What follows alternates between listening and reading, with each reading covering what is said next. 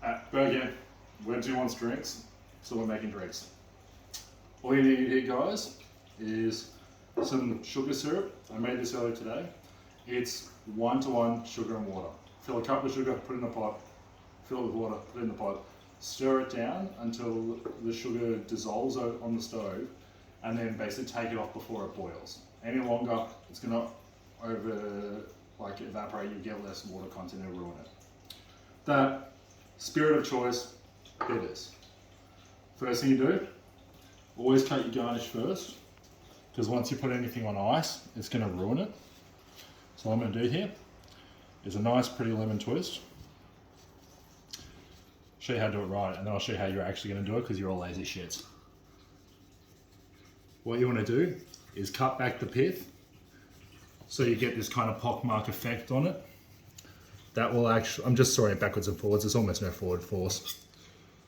What this will do is leave me a bit of lemon that is actually quite pliable but also strong enough that it's not gonna actually go to shit. Simple, quick, easy, garnish done. Now, the way you're actually gonna do it is like this, because that's a lot of effort. All you're gonna do is cut a little square across the top. Don't bend it, but that's all you need. Grab your bitters. This is an old fashioned, by the way, but again, you can do it on anything you want. I'm doing this one on gin, so it's a gin refashioned.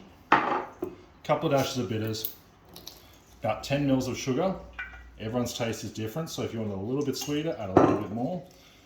But what that does is the sugar adds to the density of the liquid, and this means that it moves slower over your palate, means you get more flavor out of it. Add ice, and a couple of shots of whiskey, gin, rum, literally anything that takes your fancy. This is so simple. Now the big trick to these drinks is all about dilution. In fact, pretty much any drink is about dilution. So what you do need to do, if you're using really nice spheres or block ice like mine, just stir it around for a little bit, let it start breaking down. If you're using shit cubes, it'll all happen a lot quicker. Just give it a bit of a mix through so that you're actually bringing all the liquids together.